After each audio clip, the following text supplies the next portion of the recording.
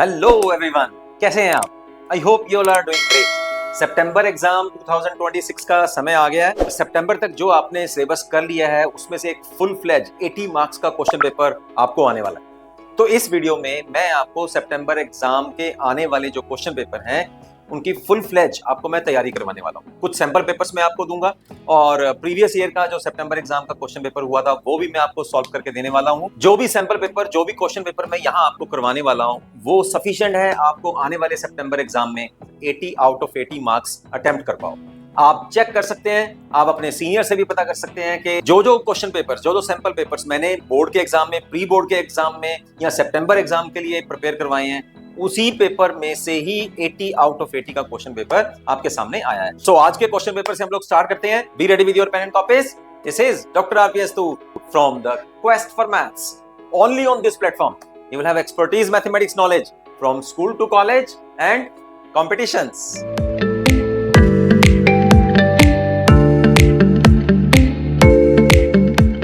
Quest for maths channel पर अभी आप नए हैं तो अभी के अभी ये सारे प्लेटफॉर्म्स को आप सब्सक्राइब कर लीजिए, फॉलो कर लीजिए, ज्यादा से ज्यादा लाइक्स दीजिए और अपने दोस्तों को, अपने फ्रेंड्स को, क्लासमेट्स को इस चैनल का कंटेंट और जो मैं क्वेश्चन पेपर आपको दे रहा हूं वो सारा कंटेंट उनको भी शेयर कीजिए। तो इससे ये होगा कि अपने साथ साथ आप उनका भी भला कर पाएंगे और वो भी सितंबर एग्जाम को 80 आउट ऑफ 80 मार्क्स से अटेम्प्ट कर पाएंगे। स्टार्ट करते हैं आज के क्वेश्चन पेपर से और मैं इसमें आपको 1 मार्क्स के क्वेश्चन पेपर करवाने वाला हूं। उससे पहले ऐसा करते हैं कि मैं आपको एक तो बाई मंथली सिलेबस बता देता हूं और फिर जो सितंबर एग्जाम में जो क्वेश्चन पेपर आपको आने वाला है उसका पैटर्न भी मैं आपको बताऊंगा कि कौन से सेक्शन में कितने कितने मार्क्स के कितने क्वेश्चंस आपको आएंगे। बाई मंथली डिस्ट्रीब्यूशन पे जो डिस्कस कर लेते हैं कि सितंबर तक का हमारे पास सिलेबस क्या है।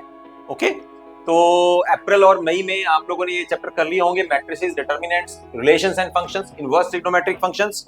और जुलाई और अगस्त में आपको डिफरेंशिएबिलिटी और कंटिन्यूटी करना था और अगस्त में applications of derivatives and linear programming problems. ये चैप्टर आप लोगों को कर लेने चाहिए थे और अभी भी अगर आपने नहीं कर पाए या किसी कारणवश अगर क्लास में नहीं हुआ तो मेरे इसी चैनल के ऊपर ये सारे चैप्टर्स जो हैं वो कंप्लीटली सॉल्व्ड हैं, बहुत अच्छे से समझाए हुए हैं और आप उनको अटेम्प्ट कर लीजिए ताकि जो पेपर मैं बताने वाला हूं वो आपको अच्छे से समझ भी आ जाए।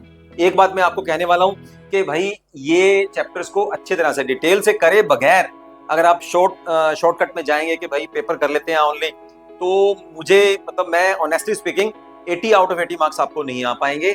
मैं सिर्फ इतना कह रहा हूं कि ये चैप्टर्स को आप जल्दी से 1-2 बार रिवाइज कर लीजिए ताकि क्वेश्चन पेपर का जो सोल्यूशन मैं आपको देने वाला हूं वो भी आपको समझ में आ जाए। इस 80 मार्क्स में जो मार्क्स की जो डिस्ट्रीब्यूशन है वो इस तरह से रहेगी। आपको फुल फ्लेज क्वेश्चन में जो 18 क्वेश्चंस देखने को मिलेंगे जो 4 सेक्शंस में डिवाइड होंगे। सबसे पहला जो सेक्शन है ए सेक्शन, उसमें आपको 20 मल्टीपल चॉइस क्वेश्चंस एक मार्क्स के देखने को मिलेंगे, यानी कि फर्स्ट जो सेक्शन है that is of 20 marks. Second section में 2 मार्क्स के 7 क्वेश्चंस आपको मिलेंगे, यानी कि यहां से 14 नंबर आप ले सकते हैं। सी सेक्शन में 4 मार्क्स के 7 क्वेश्चंस, यानी कि ये 28।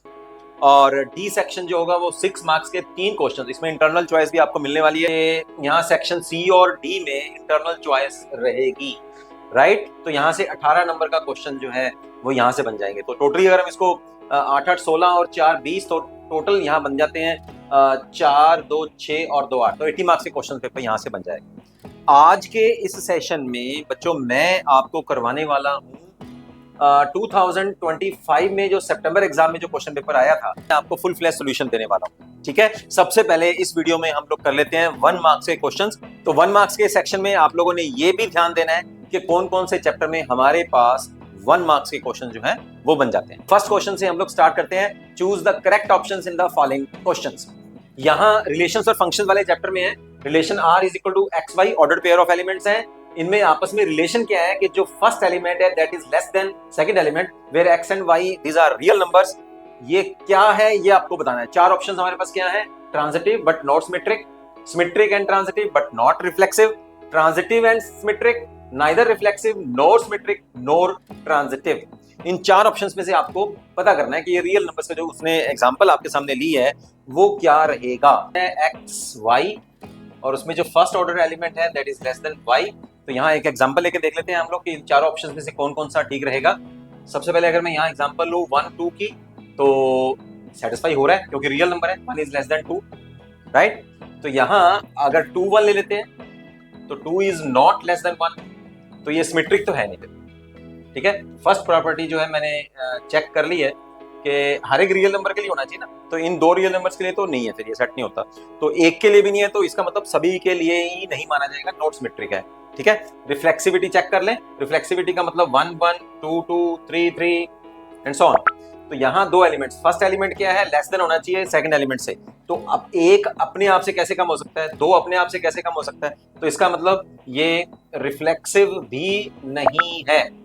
बोलो समझ आया। चलिए अब तीसरा देख लें, ट्रांजिटिव। ट्रांजिटिव पता है आपको ना, ट्रांजिटिव क्या होता है, उसकी क्या प्रॉपर्टी होती है कि अगर 2 एलिमेंट्स रिलेशन सेट से बिलोंग कर रहे हैं 1 2, ठीक है, फिर दूसरा और तीसरा भी अगर रिलेशन सेट की जो कंडीशन है उसको सेटिस्फाई कर रहे हैं, तो फर्स्ट और थर्ड भी सेटिस्फाई करेगा। ठीक है, तो यहां एक एग्जांपल ले लेते हैं। फिर यहां एग्जांपल क्या ले रहा हूं मैं, देखिए जरा ध्यान से। जैसे मैंने यहां लिया 1 2, 1 2 belongs to this relation set, और इसमें कंडीशन क्या है कि फर्स्ट एलिमेंट जो है वो सेकंड से लेस होना चाहिए, और दोनों एलिमेंट्स रियल नंबर्स होने चाहिए। तो ये तो हो गया, सेट कंडीशन सेट्स होगी। ठीक है, 2 और 3 का ले लेते हैं। ये भी रिलेशन सेट से बिलोंग कर रहा है क्योंकि 2 इज लेस देन 3 और दोनों ही रियल एलिमेंट्स हैं। ये भी कर रहा है। तो अब ए और सी लेके देख लो फिर। देन 1/3 ये क्या रिलेशन सेट से बिलोंग करेगा? यस। कंडीशन क्या है? x is less then y, so 1 is less then 3। तो ये तो कर रहा है। इसका मतलब ये जो हमें रिलेशन सेट दे रखा है ये ट्रांजिटिव है, बट रिफ्लेक्सिव और सिमेट्रिक नहीं है। तो कौन सा ऑप्शन बन जाएगा इसमें? Transitive but not symmetric, symmetric transitive but not reflexive. तो भैया सिमेट्रिक तो है नहीं, तो बी ऑप्शन भी नहीं हैगा, राइट। सी आ गया ट्रांजिटिव एंड सिमेट्रिक, तो ट्रांजिटिव है, सिमेट्रिक नहीं है। Neither reflexive nor symmetric nor transitive, तीनों ना हो ऐसा भी नहीं है, यानी कि इक्विवेलेंस रिलेशन भी नहीं है, तो ट्रांजिटिव है। तो फर्स्ट ऑप्शन जो है A option is the right option. Transitive है बट सिमेट्रिक नहीं है, राइट। सेकंड की तरफ चलते हैं। देखो बच्चों, यहाँ जो 1 मार्क के क्वेश्चन कर रहे हैं उसको मैं डिटेल में नहीं आपको बता पाऊंगा, टाइम बहुत लग जाएगा, क्योंकि हमें पूरा पेपर करना है। तभी मैंने आपको कहा था कि सारा सिलेबस जो सितंबर तक का मैंने अभी डिस्कस किया है वो आप एक फटाफट से मेरे चैनल पर जाइए, सारा सिलेबस जो है मैंने वहां अटेम्प्ट करवाया हुआ है आपको। ठीक है, सेकंड क्वेश्चन देखते हैं। Range of the function sine inverse is, सीधा सा आंसर है हमारे पास, B option is the right option. Closed interval में -π/2 से π/2 के बीच में साइन इनवर्स फंक्शन की जो है वो रेंज होती है। ठीक है, याद रखना है। Principal value of cos inverse of 1/2, cos inverse of 1/2 की जो वैल्यू रहेगी दैट इज π/3। क्यों? क्योंकि कॉस थीटा जो होता है, अगर मैं थीटा की वैल्यू अगर π/3 ले लूं, π/3 मींस 60, तो कॉस 60 जो होता है दैट इज 1/2। तो दोनों तरफ हम लोग कॉस इनवर्स ले लेंगे, तो cos inverse of 1/2 this is equal to π/3। Second option is the right option. Fourth part में चलते हैं, रिलेशन आर। यहीं से आंसर देंगे देखिए, क्योंकि 1 मार्क्स का क्वेश्चन है, ज्यादा डिटेल में नहीं जाने वाले। इसमें आपको क्या क्या करेगा ध्यान दीजिए। इसमें आपको वो सारे एलिमेंट दिए हैं जो XX टाइप के हों। एक्सेस मतलब खुद रिफ्लेक्सिविटी 1 1 2 2 3 3, है ना, सेम एलिमेंट, फर्स्ट ऑर्डर भी सेकंड ऑर्डर भी। तो यहाँ से रिफ्लेक्सिविटी चेक हो रही है, देखो XX YY। यहां से देखो क्या हो रहा है, XY है तो YX भी है, इसका मतलब सिमेट्रिक प्रॉपर्टी भी चेक हो रही है। 1 2 2 3 2 1 1 2 2 1 तो सिमेट्रिक भी चेक हो रहा है। तो यहाँ देखते ही मैंने जो रिलेशन दिया है वहां से पता कर लिया कि भाई रिफ्लेक्सिव भी है और सिमेट्रिक भी है। कहता है defined on this set is, क्या कल्ला रिफ्लेक्सिव है? नहीं, ये तो भैया दिख रहा है कि हमें रिफ्लेक्सिव भी है और सिमेट्रिक भी है, तो अकेला नहीं है। Only transitive? नहीं, ऐसा नहीं है। Only symmetric? ऐसा भी नहीं है। चलो चौथा अब चेक कर लेते हैं। इक्विवेलेंस रिलेशन होने के लिए अब क्या बच गया कि उसको हम लोगों ने चेक करना है कि वो ट्रांजिटिव भी हो। देख लो फिर, ट्रांजिटिव भी हो इसका मतलब क्या होगा, ध्यान दीजिए।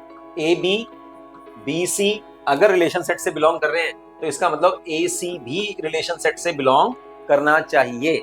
चलो अब देख लेते हैं फिर। जैसे यहाँ है 1 2 2 1, तो 1 1 भी है ना, यहाँ देखो ध्यान से, एक्स वाई और ये भी आर से बिलोंग कर रहा है, वाई एक्स भी आर से बिलोंग कर रहा है। क्या हो गया, 1 2 2 1, इसका मतलब 1 1 भी है ना, ये ए और सी, तो ये भी बिलोंग कर रहा है।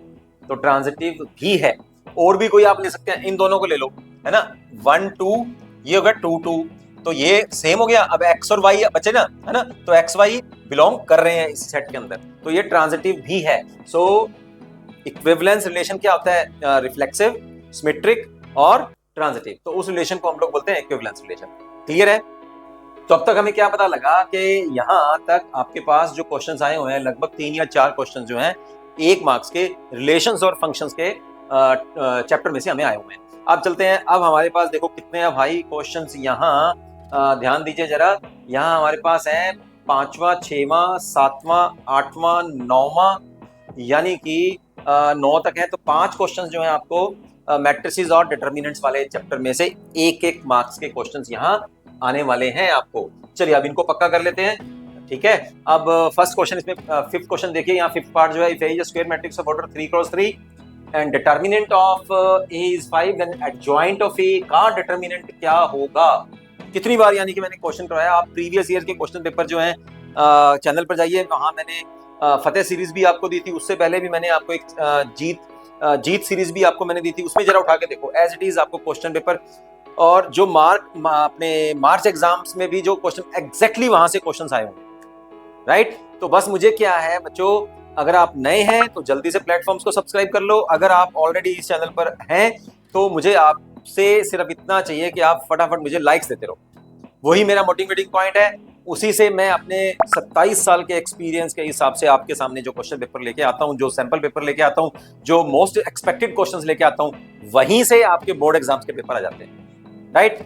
लाइक दो फटाफट से, राइट। चलिए अब चलते हैं, हम लोग क्या कर रहे थे, हम लोग 5th क्वेश्चन। तो 5th क्वेश्चन में इसमें जस्ट इजी सा एक हमारे पास फार्मूला है, दैट फार्मूला इज कि एडजॉइंट ऑफ ए का अगर डिटर्मिनेंट आपको निकालना है तो वो क्या होता है कि ए के डिटर्मिनेंट की n-1 पावर कर दीजिए। n क्या है? n is the order of the given matrix. अब यहाँ जो गिवन मैट्रिक्स है उसका ऑर्डर कितना है? 3x3। तो यहाँ एडजॉइंट ऑफ ए का डिटर्मिनेंट हमारे पास क्या आ जाएगा? सबसे पहले ए का डिटर्मिनेंट कितना गिवन है हमारे पास? 5। तो 5 की पावर आ जाएगी 3-1, तो 5 पावर 2 इज 25। सो यहाँ A option is the right option. 6th question देखिए, 6th क्वेश्चन, यहाँ 5th का ए ऑप्शन कर लीजिए आप, है ना ये। अब आ जाओ 6th पार्ट में। 6th पार्ट में यहाँ आपको 2 मैट्रिसेस गिवन है, ऐसा क्वेश्चन डेफिनेटली आता ही आता है, ठीक है। तो यहाँ 2 मैट्रिसेस, यहाँ 2 डिटर्मिनेंट गिवन हो, जैसे यहाँ तो देखो इनमें दोनों ही क्वेश्चन, दोनों तरह के क्वेश्चन आए हुए हैं। तो मैट्रिक्स अगर बराबर हो उसका मतलब क्या होता है? आपने क्या पढ़ा है मैट्रिक्स वाले चैप्टर में? मैंने क्या पढ़ाया था मैट्रिक्स में कि अगर 2 मैट्रिसेस बराबर हो तो उनके कॉरस्पॉन्डिंग एलिमेंट्स भी आपस में बराबर होते हैं, ठीक है। इसका मतलब 1-1 एलिमेंट जो है वो 1-1 एलिमेंट के बराबर होगा सेकंड मैट्रिक्स के, यानी कि -4 के बराबर होगा। 0 देखो 0 के बराबर है, यहाँ 5 के बराबर है, x जो है वो 2 के बराबर हो जाएगा फिर। तो x की वैल्यू तो आ गई भाई, यहाँ x की वैल्यू भर दो, y की वैल्यू भी आ जाएगी। तो -4 पहले से है, ये माइनस उधर चला जाएगा तो -6 हो गया। दोनों तरफ से y की वैल्यू जो आ जाएगी, 2 से डिवाइड करेंगे तो y की वैल्यू 3 आ जाएगी हमारे पास। Then value of y is 3। B option is the right option. ठीक कर लो आप फटाफट से, इसको मार्क कर लीजिए। The matrix A is 5x3, then the order of the matrix A dash dash, मतलब A का ट्रांसपोज करें। डैश यहाँ क्या डिनोट कर रहा है? ट्रांसपोज। ट्रांसपोज का मतलब क्या होता है कि जो ऑर्डर गिवन है वो ऑर्डर को हम लोग इंटरचेंज कर देते हैं। रोज बिकम्स कॉलम्स, कॉलम्स बिकम्स रोज, ठीक है। तो एक बार ट्रांसपोज करेंगे तो क्या ऑर्डर बन जाएगा? 3x5, क्योंकि यहाँ रो कितनी है? ओरिजिनल मैट्रिक्स की रो कितनी है? 5। कॉलम्स कितनी है? 3। तो जब ट्रांसपोज करेंगे तो क्या हो जाएगा? 3x5, 3 रोज बन जाएंगी, 5 जो है उसकी कॉलम्स बन जाएंगी। फिर एक बार और ट्रांसपोज कर दोगे तो क्या बन जाएगा? फिर दोबारा 3x5 जो है वो 5x3 बन जाएगा, यानी कि जो ओरिजिनल का है वही उसके ट्रांसपोज का आ जाएगा। So B option is the right option. 8th question देखो, if the order of the matrix A is 2x3 and the order of the matrix B is 3x5, then the order of the matrix B dash A dash, है ना, एकदम से नहीं पूछा उसने जो है दोनों का ट्रांसपोज करके पूछ लिया। तो सबसे पहले आप क्या करेंगे? B डैश कर लो। यहाँ B का कितना है? 3x5, तो B डैश कितना हो जाएगा? 5x3। अब इसकी मल्टीप्लीकेशन हम लोग कर रहे हैं A डैश से। A का ऑर्डर कितना है? 2x3, तो A डैश कितना हो जाएगा? 3x2। अब यहां से हमें इतना पता लग रहा है कि बी डैश और ए डैश की जो मल्टीप्लिकेशन है वो पॉसिबल है। क्यों? क्योंकि प्री फैक्टर के columns, number of columns post factor के नंबर ऑफ रोज के बराबर हैं, तो मैट्रिक्स मल्टीप्लिकेशन पॉसिबल है। बचा कितना? ऑर्डर कितना बचा? फिर बी डैश ए डैश का जो ऑर्डर बचेगा, जो यहाँ एलिमेंट्स बचे हैं हमारे पास, है ना, रोज और कॉलम्स जितने भी बचे, वो बस उसका ऑर्डर हो जाएगा। तो 5 क्रॉस 2 का यहाँ बन जाएगा हमारे पास हिसाब। तो ए ऑप्शन जो है that is the right option. चलिए 9th पार्ट में हमारे पास क्या है, दो डिटर्मिनेंट्स आपस में बराबर हैं, एक्स की वैल्यू पूछ रहा है, वेरी इजी। तो भाई जब डिटर्मिनेंट आ जाए तो एग्जैक्टली एकदम से, जैसे यहाँ मैट्रिसेस में क्या था कि कॉरेस्पॉन्डिंग एलिमेंट्स बराबर थे, यहाँ नहीं होते ऐसे, गलती नहीं कर देना। मैट्रिसेस अगर दो बराबर हैं तो उनके कॉरेस्पॉन्डिंग एलिमेंट्स बराबर होंगे। कॉरेस्पॉन्डिंग एलिमेंट मतलब क्या है, 1-1 पोजीशन पे, 1-2 पोजीशन पे, 2-1 2-2, 3-1 3-2, इस तरह से वो एलिमेंट्स बराबर होंगे दोनों एलिमेंट। लेकिन यहाँ डिटर्मिनेंट में ऐसा नहीं होगा, तो डिटर्मिनेंट को आपको सॉल्व करना पड़ेगा 9th में। तो यहाँ 9th पार्ट में यहाँ है हमारे पास, डिटर्मिनेंट को सॉल्व करेंगे इसको, x² - 1 और ये किसके बराबर है, 15 और 0, तो ये 15 के बराबर आ गया। तो x² की वैल्यू कितनी आ गई, 16, x की वैल्यू कितनी आ गई, +-4। हमें तो पॉजिटिव वैल्यू लेनी है क्योंकि ये पॉजिटिव वैल्यू ही शो कर रहा है। So C option is the right option, x = +4, C option. ठीक है, इसको राइट कर लो आप फटाफट से। चलिए अब चलते हैं 8th पार्ट की ओर। 8th पार्ट अब कहां से आ गया, ये आ गया कॉन्टिन्यूटी और डिफरेंशिएबिलिटी वाले चैप्टर में से, कॉन्टिन्यूटी में से। ठीक है, तो 5 क्वेश्चंस हमारे पास जो आए हैं वो मैट्रिसेस और डिटर्मिनेंट्स वाले यूनिट में से आए हैं। अब आ गया हमारे पास, देखो एक क्वेश्चन, 2 3 4, ठीक है, साथ साथ मैं बता रहा हूँ, ये मैंने अलग से नहीं बताया, मैं कि आप भूल जाओगे, यहाँ एकदम से बताता रहूंगा तो ज्यादा बढ़िया रहेगा। ये भी इंक्रीजिंग और डिक्रीजिंग फंक्शंस भी तो वहीं से होते हैं ना, तो ये एप्लीकेशंस का आ गया है कि नहीं। तो 1 2 3 4, ठीक है, 5 6 7 और 8 क्वेश्चंस, एक मार्क्स के, किसमें से, continuity, differentiability, increasing and decreasing functions में से, इसमें से आया हूं मैं 1 मार्क्स। अरे भाई ये तो 1 मार्क्स से जो क्वेश्चन है तो फ्री के 20 मार्क्स हैं आपके पास। किसी बच्चे ने अगर यही अच्छे से कर लिए ना, मैं आपको भी कह रहा हूँ कि ये सफिशिएंट जो मैं करवा रहा हूँ आपको, और भी आने वाले हैं और भी बताऊंगा आपको, इनको करो ध्यान से। 4-5 बार जो है आपको इनको एग्जाम तक, जब तक सितंबर एग्जाम आपके आएंगे तब तक 3-4 बार कर लो, ठीक है, तभी मेरी मेहनत का कुछ फायदा होने वाला है। लाइक बनता है, एक लाइक दे दो फटाफट से, ठीक है। चलो अब चलते हैं, मैं बता रहा था आपको 10th पार्ट। यहाँ वो कह रहा है कि ये फंक्शन जो है वो continuous at x = 0, then the value of m। Continuous का मतलब होता है कि जो लिमिटिंग वैल्यू है x अप्रोचेस टू 0, यहाँ है हमारे पास sin of 8x/5x, कॉन्टिन्यूस है तो अपनी वैल्यू के बराबर होगी, फंक्शनल वैल्यू के बराबर, यानी कि f0 के बराबर होगी, लिमिटिंग वैल्यू फंक्शनल वैल्यू के बराबर होगी। फंक्शन वैल्यू है कितनी, जब x = 0 हो तो कितनी आएगी, m होएगी, तो ये m के बराबर होगी, तो m की वैल्यू ही पूछ रहा है वो, तो फटाफट से यहाँ सेट कर लो। फार्मूला कौन सा लगा रहे हैं, कितनी बार मैंने आपको बताया, limit x approaches to 0 sin of x/x, यहाँ जितना एंगल है उतना ही डिवीजन होना चाहिए, उसका डिनोमिनेटर होना चाहिए, तो वैल्यू कितनी होती है 1। तो बस फिर यहाँ कितना एंगल है 8x, तो यहाँ 8x बना दो फिर फटाफट से।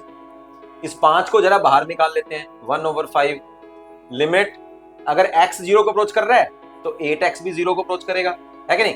तो मैंने sin 8x तो वैसे रखा, अब जो ये x था इसको 8 से मल्टीप्लाई कर दिया और 8 से ही डिवाइड कर दिया। बोलो क्लियर हो गया, ये 8 तो कैंसिल हो जाएगा, x ही बचेगा फिर, और 5 कहाँ गया, वो 5 में बाहर ले आया लिमिट से, कांस्टेंट है। चलो सॉल्व करो, 1/5 ये कितना बन जाएगा, इतना, ये हो गया 1 बिकॉज ऑफ दिस फॉर्मूला, और ये 8 वैसे बच जाएगा, तो आंसर कितना आया 8/5। अरे पूरा सॉल्व करके बता दिया मैंने आपको, ठीक है। B option is the right option, B option पे टिक कर लो फटाफट से, राइट। चलो 11th पार्ट देखें। 11th पार्ट में आपको डिफरेंशिएबिलिटी का क्वेश्चन है, 1 टाइम डेरिवेटिव है, बहुत ज्यादा इजी है।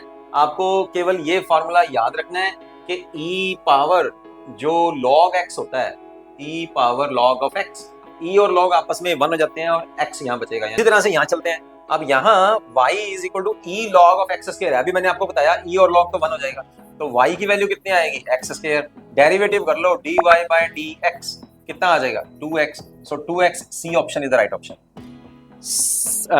12th पार्ट में देखते हैं, y = tangent x, then x = π/4, the value of the derivative, single derivative की वैल्यू कितनी होगी, सबसे पहले इसे डेरिवेटिव तो निकाल लो फिर, तो dy/dx डायरेक्ट फार्मूला है secant² x, टेंजेंट x का डेरिवेटिव secant² x, ठीक है। अब π/4 और भरना है, x की वैल्यू पुट करनी है, एट x = π/4, डेरिवेटिव कितना आ जाएगा इसका, डेरिवेटिव 1 टाइम डेरिवेटिव है ना, ये वैल्यू आ जाएगी secant² π/4, यानी कि हमें स्क्वायर लाना है यहाँ पे, cos पाई बाय 4 कितना होता है? cos पाई बाय 4 जो होता है वो 1/2 अंडर रूट होता है। तो सीकेंड कितना हो जाएगा? 2 अंडर रूट। 2 अंडर रूट का हम लोग स्क्वायर करेंगे तो कितना आ जाएगा? 2। तो यहाँ C option is the right option. Clear है? 13th question. 13th क्वेश्चन में 13th पार्ट में हमें गिवन है, फिर उसी तरह से डेरिवेटिव गिवन है और लॉग गिवन है आपको। तो भाई डेरिवेटिव कर दो ना फटाफट से, लॉगरिथम का डेरिवेटिव है कि नहीं? आता है ना सबको? ठीक है, फॉर्मूले देखे हुए हम लोगों ने। तो dy by dx this is equal to, log का डेरिवेटिव कर रहे हैं 1 over x plus x square plus 1। अब जो डिनोमिनेटर में यानी कि जो लॉग के अंदर जो फंक्शन गिवन है उसका भी डेरिवेटिव कर दो, तो x का आ जाएगा 1 प्लस इसका हो जाएगा 1/2 एक्स स्क्वायर प्लस 1, और एक्स स्क्वायर प्लस 1 का कितना हो जाएगा? ये हो जाएगा 2x, एक्स स्क्वायर का 2x और 1 का 0 हो जाएगा। बोलो क्लियर है ना? ये मल्टी फंक्शन था, फंक्शन के अंदर कंपोजिट फंक्शन। और कितने फंक्शंस हैं देखो, सबसे पहले लॉगरिथम एक फंक्शन, फिर अंदर दूसरा फंक्शन, फिर दूसरे फंक्शन का भी हम लोगों ने ये तीसरा फंक्शन, तीसरे फंक्शन चौथा फंक्शन। कितने फंक्शन थे हमारे पास? तो कंपोजिट फंक्शन है ये। जितने कंपोजिट उतनी बार डेरिवेटिव करते जाओ आप, राइट? ये 2 से 2 कैंसिल हो गया, राइट? इसका हम लोग एलसीएम लेंगे तो ये वाला तो वैसे का वैसे है, और उस पार्ट का हम लोग एलसीएम ले रहे हैं तो न्यूमरेटर में ये आ जाएगा x plus x square plus 1। In the denominator you will have x square plus 1 under the root, right? ये वाला पार्ट इससे कैंसिल, कितना बचा? 1 over x square plus 1। So B option is the right option. Clear है? सारे पूरे करके बता रहा हूँ आपको, जल्दी जल्दी से कुछ नहीं चल रहे हैं हम लोग, बहुत डिटेल में मैं आपको हल दे रहा हूँ। ठीक है, लाइक बनता है, लाइक देते जाओ यार, लाइक देते जाओ। ठीक है, मैं अभी लेक्चर पूरा होते ना लाइक देखने वाला हूँ आप लोग। 14th क्वेश्चन में fx is equal to sin x strictly increasing in the interval.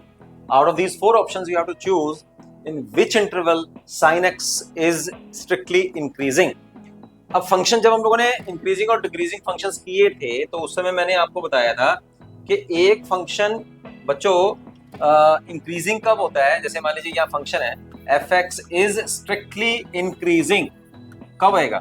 If f dash of x is greater than 0। Clear है ना? उसका डेरिवेटिव 0 से बड़ा होना चाहिए। बड़े मोटे मोटे अक्षरों में मैंने फिर लिख दिया, बड़े मोटे मोटे जो है फॉन्ट में मैंने फिर लिखा इसको कि भाई उसका डेरिवेटिव 0 से बड़ा होना चाहिए। तो इसका भाई डेरिवेटिव कर लो फिर फटाफट से। तो fx हमें गिवन है, f dash x कितना हो जाएगा? f dash x will be equal to cos of x, इसका डेरिवेटिव। अब cos x जो है वो 0 से बड़ा कब होता है? 0 मतलब पॉजिटिव वैल्यू कब आएगी उसकी? सिर्फ फर्स्ट क्वाड्रेंट में ही तो आएगी ना। ध्यान दीजिए, यहाँ ये फर्स्ट क्वाड्रेंट में सारे पॉजिटिव होते हैं, यहाँ से लेके cos नेगेटिव होता है, ऑल स्कूल टू कॉलेज यहाँ भी नेगेटिव, सेकंड और थर्ड में यहाँ फिर पॉजिटिव होता है। ठीक, क्लियर है ना? तो यहाँ जो अपने पास ऑप्शन आए हुए हैं उन ऑप्शन में से एक ऑप्शन हम लोगों ने चूज करना है कि भाई कौन से ऑप्शन में होएगा।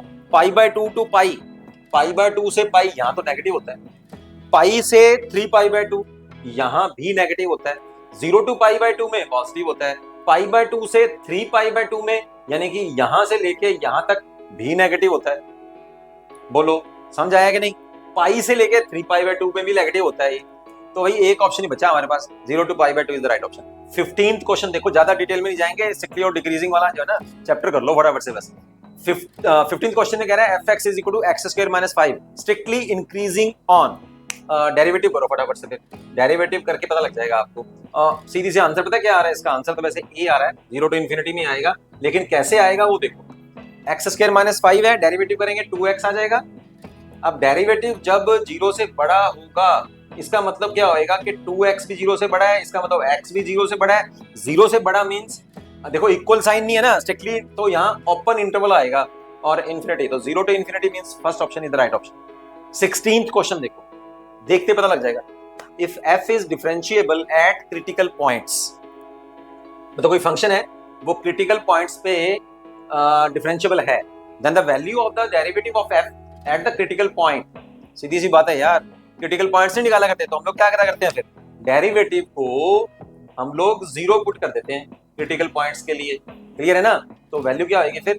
0 आएगी। याद होना चाहिए ये बीच में डेप्थ के क्वेश्चंस हैं, लॉजिकल क्वेश्चंस हैं ये, जहां आपका लॉजिक उस कॉन्सेप्ट के बारे में लॉजिक क्लियर है तो वहां से भी क्वेश्चन निकल आते हैं। आप कहोगे सर डायरेक्ट तो भाई यहाँ कहीं नहीं मिला था हमें, तो ये तो डेरिवेटिव में जब आप क्रिटिकल पॉइंट से क्वेश्चन ही करते तो वहीं से मिल गया, ये है कि नहीं?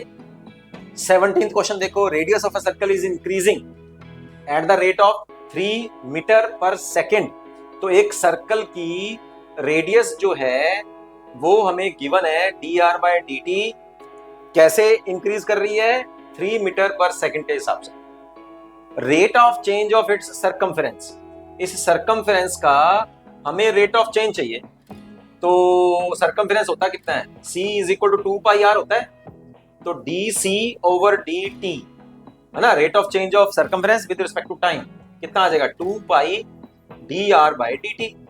तो dr/dt की यहां वैल्यू पुट कर दो, तो 6π मीटर पर सेकंड के हिसाब से वो इंक्रीज करेगी, उसमें चेंज आएगा, किसमें, सरकमफेरेंस में। तो सी ऑप्शन जो है that is right option. 18th question देखते हैं। The objective function of the linear programming problem, LPP में से भी क्वेश्चन आया हुआ है। मैंने आपको ना कि वहां तक के आप क्वेश्चंस कर लीजिए भाई। तो ये तो थे अपने पास डेरिवेटिव, कॉन्टिन्यूटी, इंक्रीजिंग, डिक्रीजिंग में से एप्लीकेशंस जो हैं उसकी, है कि नहीं, तो उसमें से आ गया। अब आ गया अपने को लीनियर प्रोग्रामिंग प्रॉब्लम्स में से कितने क्वेश्चन हैं, 1, 2 और 3 क्वेश्चंस, एक एक नंबर। ठीक है, तो ऑब्जेक्टिव फंक्शन देखते हैं लीनियर प्रोग्रामिंग प्रॉब्लम में क्या होता है वो, a linear function to be minimised और मैक्सिमाइज्ड। मेरे ख्याल से तो यही करते हैं। आगे पढ़ते हैं एक बार। A linear expression representing constraints, constraints को रिप्रेजेंट करता है। देखने में तो सही लग रहा है यार, वही कंस्ट्रेंट्स तो आती हैं, लेकिन वो रिप्रेजेंट क्या करता है क्या, वो देखना है हम लोग को। सब में से देखो, चारों में से कौन सा एग्जैक्ट लगता है आपको। A quadratic equation representing the corner points of the feasible region. ना क्वाड्रेटिक इक्वेशन तो नहीं होती, यहीं पे काट दो इसको।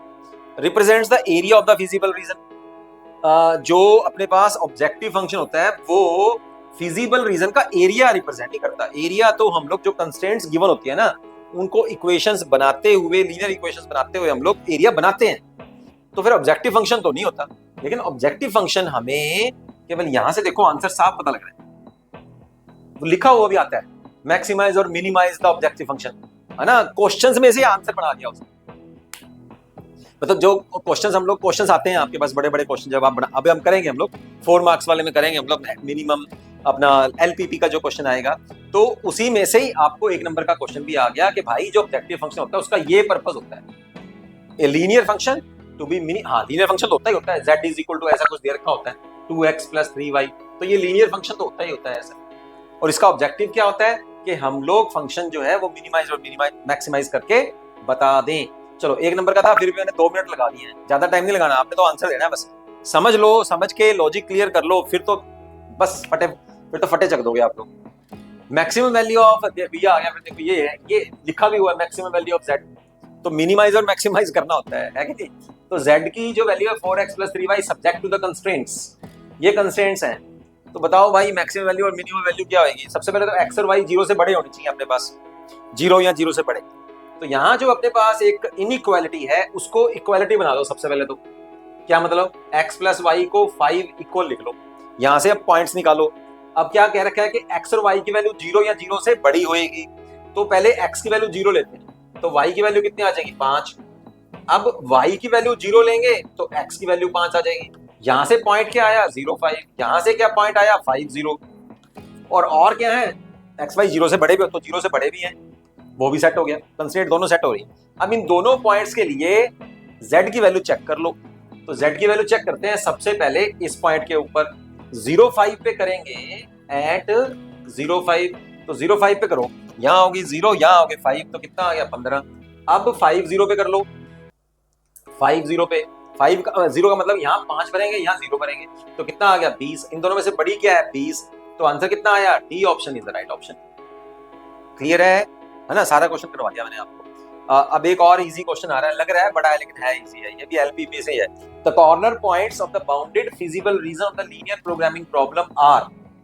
ये उसने मतलब जैसे उसने कहने का मतलब है कि उसके पास जो कंस्ट्रेंट्स थी, उन कंस्ट्रेंट्स के हिसाब से मान लो कोई ऐसा कोई रीजन बन गया। अब उस रीजन के जो कॉर्नर पॉइंट्स हैं वो गिवन है, ये रहे 4 कॉर्नर पॉइंट्स हो गए। जो भी आप उसका एरिया बनाते हो, वो मैंने ये सिर्फ रफ सा बनाया है, कोई ऐसा कोई पक्का काम नहीं है, ये मत समझना कि पक्का हो गया, ठीक है। चलो अब उसके कॉर्नर पॉइंट्स हो गए, वो कह रहा है in the first quadrant, then one of the constraints. अच्छा कंस्ट्रेंट क्या होएगी, कॉर्नर पॉइंट जहां से वो फिजिबल एरिया बना उस एरिया के कॉर्नर पॉइंट दे दिए, लेकिन अब वो पूछ रहा है कि भाई इन चारों ऑप्शन में से कौन सा कंस्ट्रेंट होगा जो इन चारों कॉर्नर पॉइंट्स के लिए सेटिस्फाई होगा, या ये चारों जो कॉर्नर पॉइंट्स हैं वो फिजिबल जो कंस्ट्रेंट है उसको सेटिस्फाई करेंगे। तो सीधी सी बात है यार, पॉइंट भर के देख लो, कौन कौन से में से भर के देखो जरा। ठीक है, जैसे यहाँ 5 5 है तो यहाँ भर के देखते हैं। ये 5 दूनी 10 और ये हो गया 10, और यहाँ भर के देखो 5 5 25, 25 और 10 कितने हो गए 35। तो ये तो सेट होता नहीं, 35 जो है वो 15 से कम नहीं। यहाँ भर के देख लो 5 10 और 25, तो 25 और कितना हो गया 35, 35 15 से बड़ा है, बराबर नहीं है लेकिन बड़ा है। तो कुछ हद तक तो भैया ठीक है। आगे देख लो, फिर आगे देखो 10 जीरो भर के देखो, यहाँ पे 10 दूना 20 और यहाँ 0, तो 20 भी बड़ा है। अब 30 भर के देखो, 30 दूनी 60 और 0, फिर ये भर के देखो 15/2 और 15/2, तो 2x यहाँ आ गया 15/2 प्लस 5 गुना 15/2। ये चेक करते हैं कि ये आता है कि नहीं आता। 15 15 5 75 और ये आ जाएगा 37.5। तो यहाँ जो सारे कॉर्नर पॉइंट्स हैं वो इस कंस्ट्रेंट को भी सेटिस्फाई कर रहे हैं। थर्ड को भी चेक करके देख लो एक बार, है ना। बी ऑप्शन वैसे कर सकते हैं आप आंसर, कोई ऐसी बात नहीं है। सी ऑप्शन को चेक करके देख लो, यहाँ 5 है और ये 15 है, तो 20 30 से कम है। 10 को देख लो, वो भी सेट्स हो रहा है कि 30 is less than equal to 30, आपस में बराबर भी है ना। 15/2 और 15/2 वाला भी यहाँ ऑप्शन बन जाता है, तो ये आ जाएगा 15/2 प्लस 3 और 15/2, तो ये आ जाएगा 15/2। ठीक है, और 15 और 45 कितना हो जाएगा 60, 60/2 करेंगे तो 30, फिर वही आ गया, बराबर भी आ गया। तो ये चारों जो अपने पास जो कॉर्नर पॉइंट्स हैं वो बी ऑप्शन को भी सेट कर रहे हैं और सी को भी कर रहे हैं। दोनों में से जो मर्जी कराओ आप, लेकिन सी को नहीं करेंगे। तो सी का आंसर भी गलत है और ये ए का भी गलत है। बी और सी के, यार देखो शायद मिसप्रिंट में हो गया, एक आंसर नहीं आया, 2 आंसर्स आ गए इसमें, राइट। तो आज के वीडियो में बच्चों इतना ही। 1 मार्क्स के क्वेश्चन आप प्रिपेयर कर लीजिए 3-4 बार, फटाफट से एग्जाम आने से पहले इनको रिवाइज करिए। इनके साथ के सिबलिंग क्वेश्चंस भी आप कर लो। आने वाले वीडियो के लिए तैयार रहो, मैं आपके सामने 2 मार्क्स के क्वेश्चंस को फुली सॉल्व करने वाला हूं। सी यू, बाय बाय।